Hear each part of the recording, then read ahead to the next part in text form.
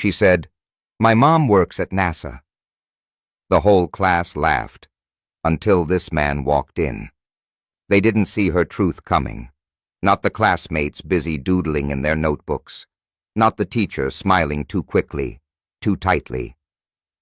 When Bella Rhodes stood up and said, "My mother works for NASA," the world inside room 204 didn't erupt in wonder. It recoiled. Quiet at first, like the breath before a storm. Then came the laughter. Polite, uncertain, deadly. In that moment, Bella learned something most people take a lifetime to understand. The size of your dreams will always terrify those who have built their lives around smaller ones. This isn't the story of a girl who needed permission to shine. It's the story of a girl who learned, earlier than most, that the truth doesn't wait for applause. It stands on its own, even in silence, especially in silence. Before the laughter, there was a pause. Not the polite kind, but the kind that tastes like doubt. Bella didn't even finish her sentence before the air in the room changed. One moment, she was standing in front of her classmates, her heart steady, her voice clear. Next, it felt like the walls were tilting. "I'm Bella," she had said, chin high, "and my mom works for NASA." That was it. Nothing wild, no bragging, just a child stating a truth she believed the room was ready for. It wasn't. The silence that followed was not quiet. It was loaded. It was the sound of 30 small minds searching for what didn't seem to fit. It was the sound of a teacher's smile tightening, of assumptions clicking into place. Then came the sound Bella would remember for the rest of her life. A soft chuckle. From the front of the room. From the woman who was supposed to believe in her. Mrs. Carmichael, who taught social studies and spoke often about Dr. King, let out a laugh that wasn't loud, but it echoed. "NASA?" she said, with an almost sweet disbelief. "That's quite the imagination, Bella. Maybe your mama works in the building, but at NASA?" Bella stood still. Her hands, which had just been holding her presentation folder, carefully decorated with stars and a picture of the Mars rover, lowered slowly to her sides. She blinked once, then again. She had not prepared for this, for the moment when truth would be weighed against prejudice and found too heavy to carry. She didn't cry. Bella had grown up in Montgomery, where girls learned early that holding your head up was an inherited skill. Her mother taught her how to make eye contact with people who didn't expect much from her and speak anyway. But nothing prepared her for how small you can feel when someone tells you, without telling you, that your story doesn't belong in the world they're trying to teach you about. At recess, Bella sat alone near the edge of the blacktop, where the grass broke through the cracks. She pulled at the corner of her folder until it tore slightly. She didn't tell anyone that inside was a signed letter from the Marshall Space Flight Center congratulating her mother on 10 years of service as a lead systems engineer. She didn't explain that her mother had once been interviewed on local television, or that she had met real astronauts who had floated in space and returned with stories stitched into their skin. She didn't say a word.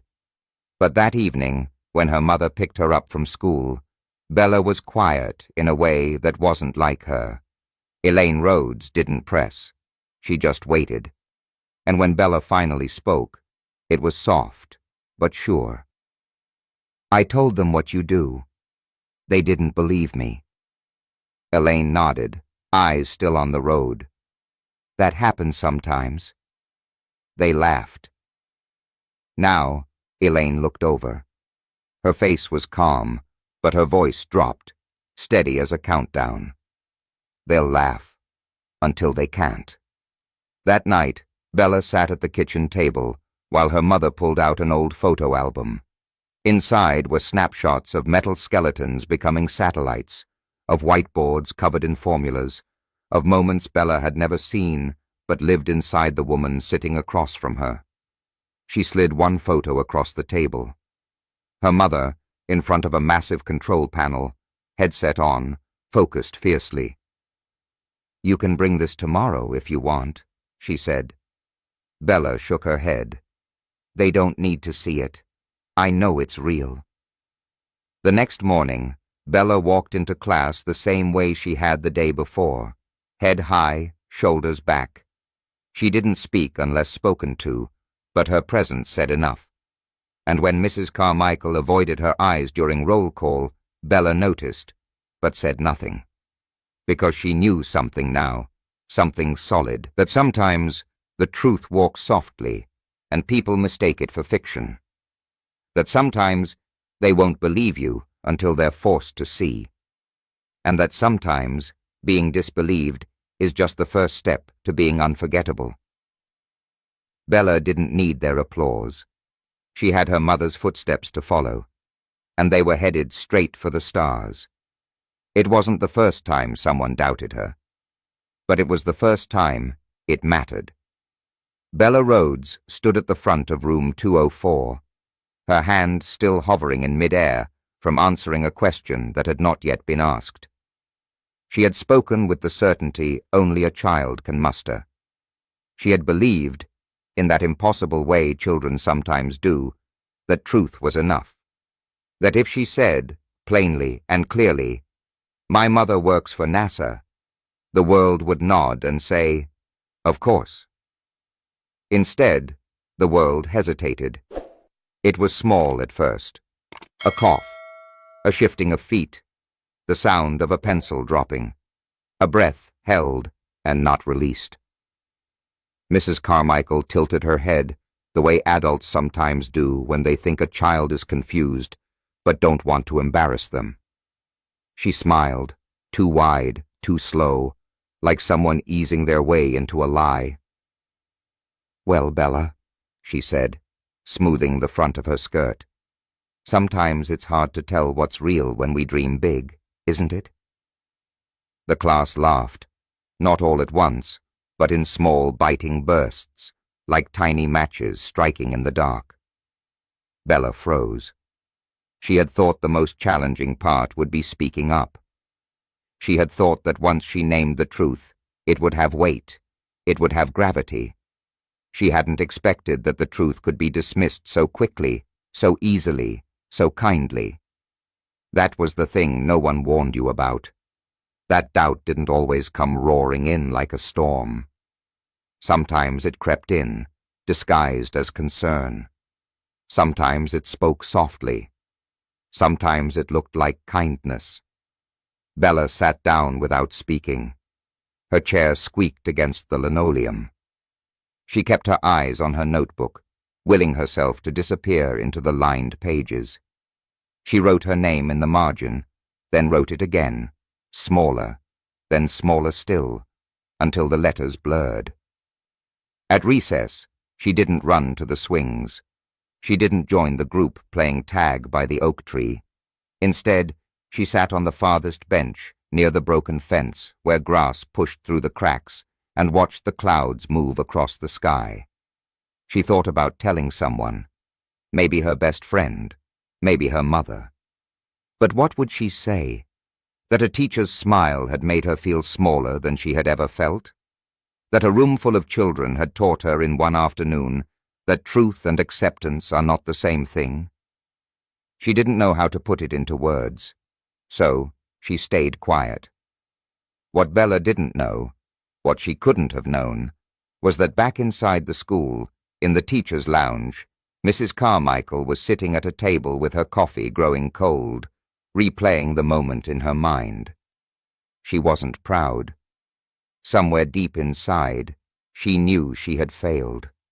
Not because she didn't believe in dreams, but because she had forgotten how it felt to be young and brave and confident. She met with a wall of polite laughter. The next morning, Bella walked into class expecting nothing. She didn't lift her hand to answer questions. She didn't look for smiles. She built a quiet wall around herself, brick by brick, word by unspoken word. Just as the final bell rang, Mrs. Carmichael called her over. Bella hesitated. She half expected another correction, another gentle scolding. But instead, Mrs. Carmichael knelt so their eyes met. She didn't speak for a long moment. When she did, her voice was lower, softer. "I wasn't fair to you yesterday," she said. "You spoke your truth, and I didn't meet it with the respect it deserved. That's on me, not you." Bella didn't know what to say, so she just nodded. Walking home that afternoon, she realized something. The worst kind of doubt doesn't come from strangers. It comes from the people who should have known better. But even then, truth doesn't shrink. It waits. It endures. It stays steady inside you, even when no one else sees it. And sometimes, the simple act of holding on to it is what changes everything. When the door swung open, no one noticed at first. The class was still buzzing from the last speaker, a local firefighter who had passed around a soot-streaked helmet and told stories that made the boys sit a little taller and the girls giggle behind their hands. Career Day had been an endless parade of uniforms and business suits, of props and practiced speeches. Most of it blurred together, the way afternoons do when they are stitched with routine. Bella sat quietly in the third row, her back straight, her hands folded so tightly in her lap that her knuckles had turned white. She wasn't sure what she was hoping for anymore. A part of her wanted to disappear.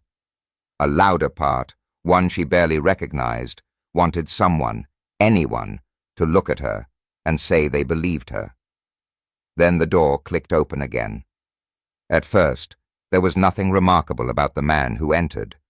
He wore no uniform. No polished badge gleamed from his chest. He had on dark jeans, a simple jacket, and a weathered ball cap pulled low over his brow. He looked like someone's uncle who might work construction or drive long-haul trucks.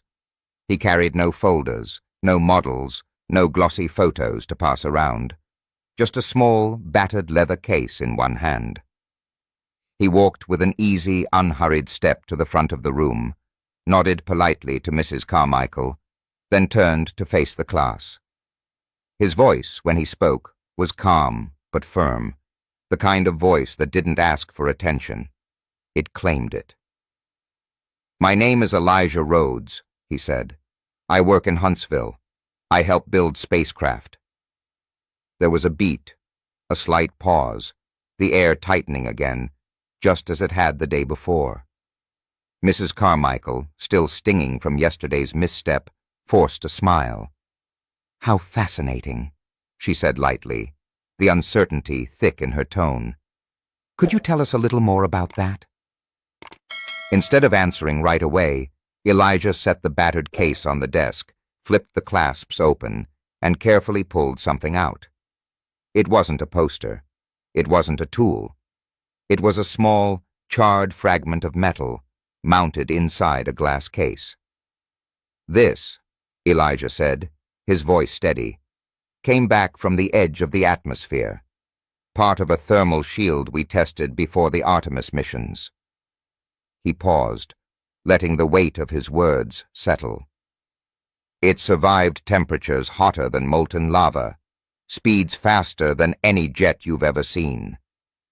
He held it up so the light caught it, the surface pitted and scarred from its journey beyond Earth's grasp.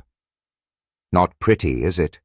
he asked, a ghost of a smile touching his lips.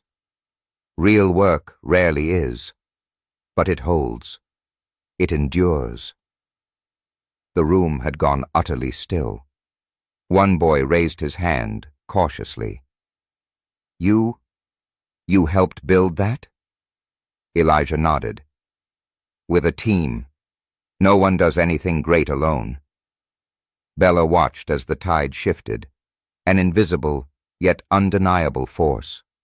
She watched her classmates lean forward, their earlier smirks dissolving into awe. She watched Mrs. Carmichael's face tighten, then soften, but she wasn't prepared for what came next. Because when Elijah set the case down, he turned, not to the teacher, not to the room, but directly to Bella. "And this young lady here," he said, "she knows more about what it takes to build something that lasts than most grown folks I've met." Bella blinked, her breath catching in her throat. Elijah smiled, slow and sure. "Takes guts to tell the truth when you know folks might laugh at it." Then he knelt, lowering himself to Bella's level, so only she could hear what came next. "Your mother?" he said quietly. "She's the reason I'm standing here. She trained me, helped me pass my certification when I didn't think I was good enough. Don't ever let small minds shrink what big hearts have built." Bella nodded, swallowing hard.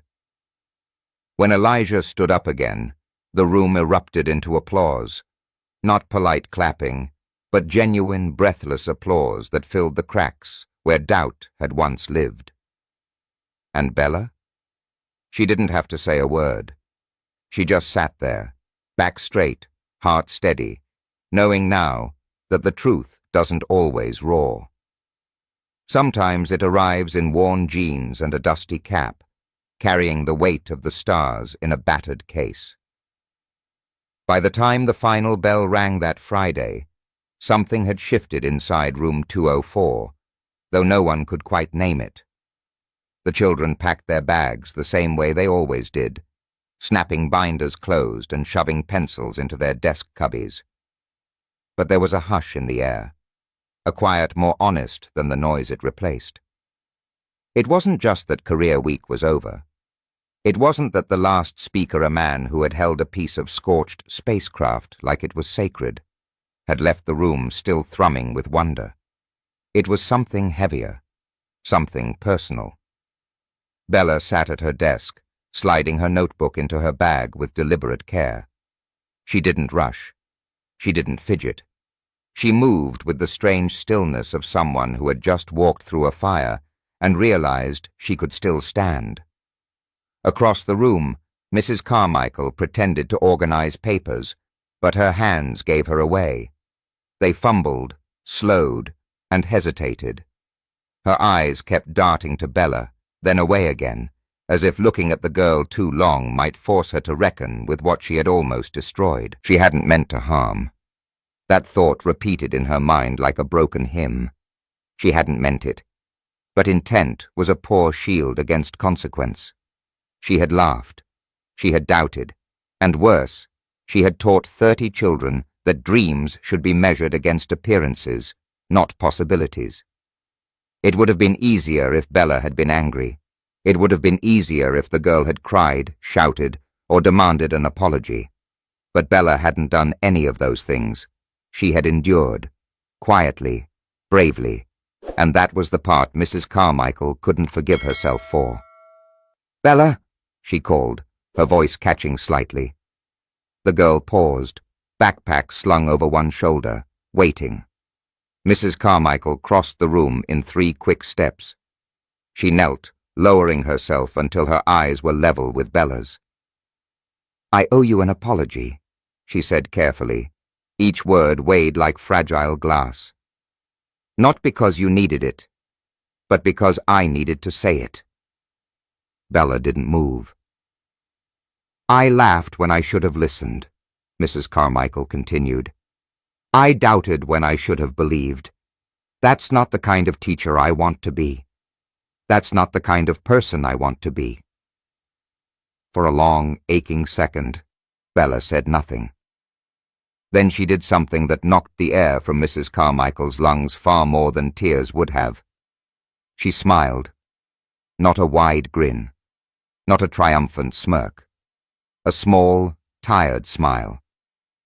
The kind you give when you've already forgiven someone, not because they deserve it, but because you refuse to carry their mistake as your burden. "Okay," Bella said. Nothing more. Nothing less. The words settled between them, tender and immovable. After Bella left, Mrs. Carmichael sat alone at her desk long after the hallways had emptied. She stared out the window at the playground swings swaying gently in the spring breeze, and wondered how many other moments she had gotten wrong without even noticing. How many other dreams she had shrunk with a careless chuckle, a polite dismissal, a quick assumption. She thought about the other children, too. The ones who had laughed because they thought they were supposed to, because the room had permitted them. She thought about what it meant to lead, even unintentionally, and what it would mean to do better. Monday would come. Another week, another spelling list, another history lesson. Life would move forward, as it always did. But Mrs. Carmichael knew that for her, it would never be quite the same. Because now she understood something she hadn't before. Children do not need us to hand them dreams. They already have them. What they need, what they deserve, is someone who sees the dream alive inside them and refuses to dim it. And sometimes, the most important lessons are the ones we never intended to teach. The sky over Montgomery stretched vast and endless that evening, painted in shades of gold and bruised purple. Bella sat on the back porch steps, her knees pulled up to her chest, her gaze fixed on the first faint stars blinking into view. The air still held the warmth of the day, but a soft, cooler wind hinted at changes ahead. Behind her, the screen door creaked open. Heavy steps crossed the wooden planks and stopped just beside her. She didn't need to look up. She knew it was her father. James Rhodes lowered himself down onto the step beside her with a quiet grunt, balancing a battered thermos in one hand. For a long moment, neither of them spoke.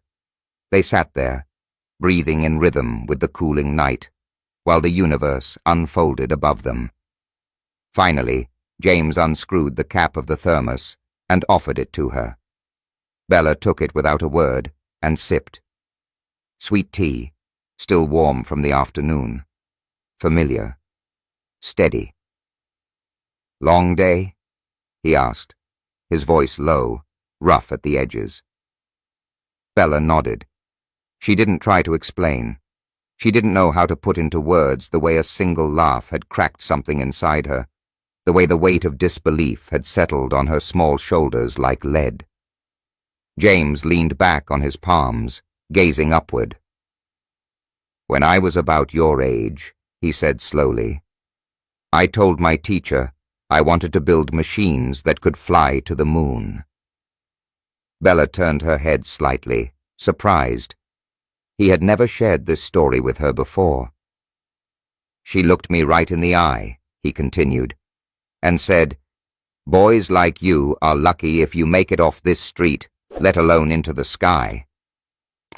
Bella felt her chest tighten. "What did you do?" James smiled, small and wry. "I kept dreaming anyway." They fell silent again, but this time it was a silence filled with electricity, like the moments before a storm breaks or a rocket lifts off. After a while, Bella asked, "How do you know when it's okay to keep believing in something no one else sees?" James didn't answer right away. He reached into his pocket and pulled out a small object. It was a smooth stone, worn almost flat, with a single word carved into its surface: "Rise." He placed it in her hand without ceremony. The stone was warm from his body heat, solid and real. "This," he said, "was my father's. He carried it through every door that slammed in his face, every voice that told him no. And he gave it to me when I needed it most." Bella traced the letters with her thumb, feeling the grooves like a hidden map. "People will doubt you," James said quietly. "Sometimes because they can't see what you see. Sometimes because they're too afraid to look. That's not your problem to fix. Your job is to rise anyway. Rise above their limits. Rise above your fear." He turned to look at her then, and his eyes, usually so steady, shone a little too bright in the twilight. I see you, Bella. I believe in what you carry inside you. Even when the world forgets to believe, you remember. Bella didn't answer. She couldn't have spoken even if she tried. Instead, she closed her fingers around the stone, holding it tight against her heart. Overhead, the stars had multiplied, scattering across the darkening sky like seeds waiting to take root. Somewhere far above them, satellites spun in silent orbits, the work of dreamers who had dared to rise when no one thought they could. Bella breathed in the night air, tasting the metallic tang of possibility. Tomorrow might bring more questions, more doubt. But tonight, she sat beside the first person who had ever taught her that hope wasn't something you asked permission for. It was something you carried, quietly, steadily, unbreakably. And when the time came, you didn't ask if you could dream. You just did, and you rose. The letter was small, tucked neatly between the folds of Bella's math workbook, discovered only after the final bell had rung and most of the children had already scattered across the sun-drenched parking lot. She almost missed it, the corner peeking out just enough to catch her eye as she zipped her backpack. At first, she thought it was a note from a friend, some last-minute joke or doodle meant to carry them into the weekend. But when she unfolded the paper, her breath caught. It was from Mrs. Carmichael. The handwriting was careful, almost formal, as if every letter had been measured before it touched the page. Bella, there are moments when a teacher is meant to speak, and moments when she is meant to listen. Yesterday, I chose wrong. I thought I was protecting you from disappointment. I now realize that I was only protecting my limited idea of what was possible. I am sorry. Keep dreaming bigger than any of us can imagine. We will be lucky to live in the world you build. Bella read the letter twice, then folded it back along the creases. She didn't quite know what to feel. A part of her, the part that still stung from the laughter, wanted to stay angry a little longer. But another part, the part her mother called her better heart, understood something deeper. Adults could be wrong, even when they meant well. And sometimes it was their fear, not yours, that spoke the loudest. Later that night, Bella sat on the roof of the porch, her favorite hidden spot, knees pulled to her chest. The letter crumpled gently in her hand. Below her, the voices of her parents drifted up through the open windows, low and familiar, weaving a safety net she hadn't even known she still needed. She tilted her head back and looked at the stars. They looked so much closer tonight, as if the distance between her and them had shrunk, not by miles, but by belief. Maybe it was always like that. Perhaps the most challenging journeys didn't begin with footsteps or blueprints or engines, but with a decision so small no one else could see it. The decision to believe your truth was enough, even if no one clapped, even if they doubted, even if they laughed. Especially then. Bella thought about the lessons she had learned that week, though none of them had been in the curriculum, that adults sometimes carried old wounds into new conversations. Those dreams didn't ask permission to exist. They waited for someone brave enough to claim them. And that forgiveness wasn't about erasing what happened, but refusing to let it chain you to someone else's fear. She smiled to herself, a small, steady smile that belonged to no one but her. Somewhere out there, satellites spun their patient orbits, tracing paths across the dark. Somewhere, men and women who had once been children with impossible dreams were sending signals back to Earth, proof that the unreachable was just another word for not yet. Bella slipped the letter into her pocket, pressed it close to her heart, and whispered a promise to the sky. Not loud, not desperate, just certain. I will rise. And somewhere deep inside her, A new kind of gravity took hold. Not the kind that pulls you down, but the kind that keeps you steady, even when the world tries to shake you loose. Because the truth, she realized, was never meant to be weighed by applause. It was meant to be carried. And tonight, under a sky stitched with the light of every dream that had ever dared to burn, Bella carried it well. Bella's story isn't about proving anyone wrong. It's about standing quietly, firmly, when no one else believes. It's about the kind of strength that grows in silence, about dreams that survive polite doubt and careless laughter.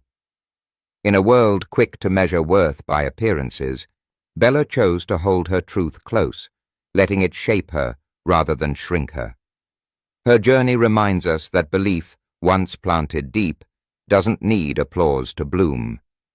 If you believe in carrying your dreams bravely into the world, remember to like and subscribe to our channel and stay connected for more stories that honor the quiet courage inside us all.